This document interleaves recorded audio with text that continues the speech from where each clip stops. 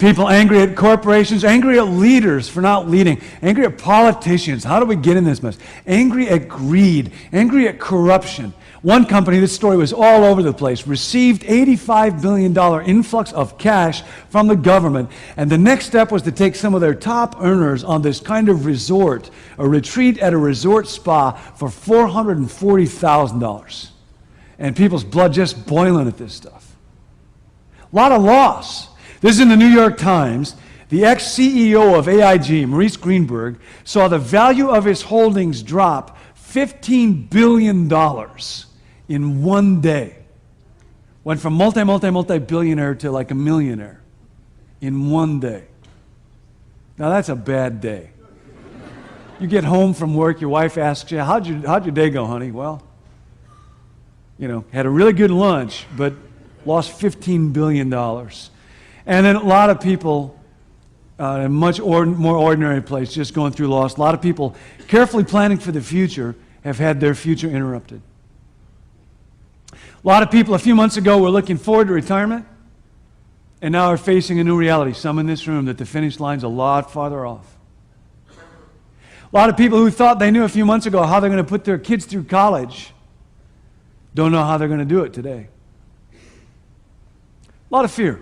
One man told me about his business partner, very astute guy financially, so concerned about the banks, he took all of his cash out of the bank and bought gold and put the gold in a safety deposit box because he doesn't know if the bank's going to be there.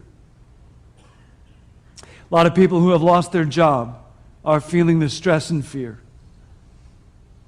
What if I can't find something?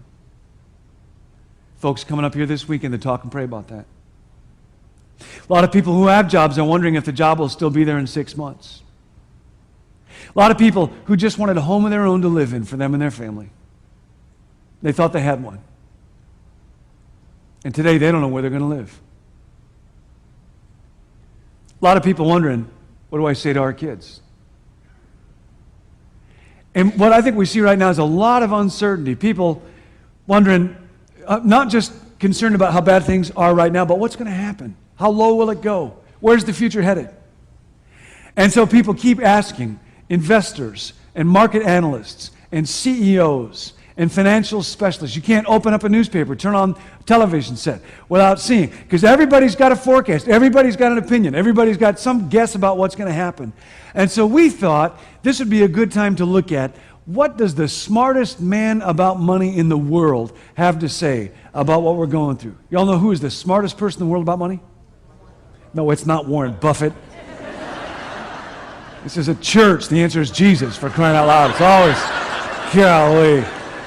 You're not a Christian, there's a reason you're not a Christian. And I think you have whatever your reason is, it's a good reason. In other words, if we were talking, sitting across the table from each other, and you would say, Andy, here's my deal. Look, I know God is good and God is great and I know, all that stuff, but look at all the stuff going on in the world. It's just too big. There's just too much suffering. Maybe that's kind of your obstacle, because if you have a reason, it's like an obstacle between you and Christianity. And I would say, I wouldn't go, oh, that's stupid. I would go, that's huge. Well, let's talk about that. Or maybe your obstacle is you've known too many Christians and you're thinking, why would I want to be one of those? I'm a better person than all the Christians I've met. That's realistic. That's an obstacle, and that's valid. I don't blame you. Maybe your deal is you were just raised in a completely different type of religion or a different kind of tradition or religious tradition, and you go, the problem with you Christians is you think you're the only ones that are right and everybody else is wrong, and I just have a problem with that. And you know what? That's a valid question. That's a valid issue. That's a real obstacle to you ever becoming a Christian, and it would be crazy not to admit that. Or maybe it's along the same lines. It's, well, what about all the other religions in the world? Maybe your deal is you heard Christians or heard Christian radio or Christian television, and you get the idea that we think that Jesus is the only way, and you think maybe Jesus is a good way, but you don't think Jesus is the only way, and you can't get past this exclusive claim of Jesus. That's a valid obstacle. I mean, we'd be crazy, or I'd be crazy to say, well, just ignore that and become a Christian anyway. You can't do that. You can't be intellectually honest and do that. Or maybe your deal is you're starting to kind of believe the whole thing, but your family didn't, your parents didn't, your grandfather didn't, and maybe it's a real emotional obstacle for you because you think, if I ever embrace the teachings of Jesus, that's admitting that my mom and my dad and my grandfather, who I had so much respect for, that's like saying they're wrong.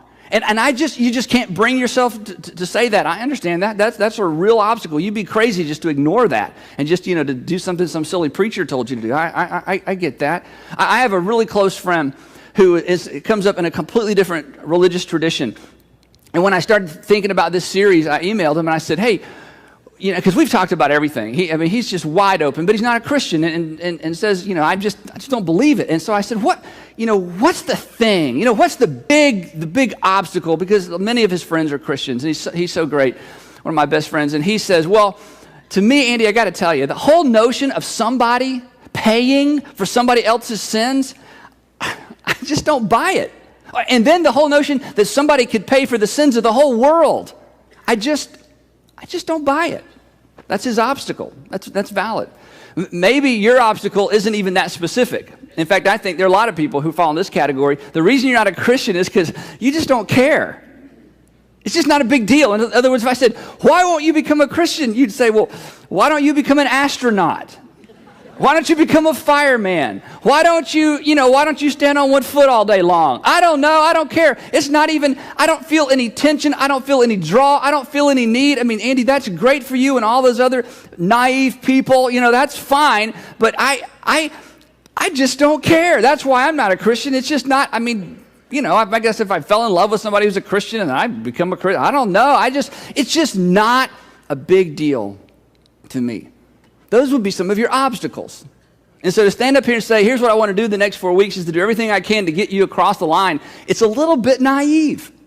Because you have things that are between you and becoming a Christian that are real, they're big, they're questions that haven't been answered, and you can't ignore those. You would be foolish to just ignore all those things.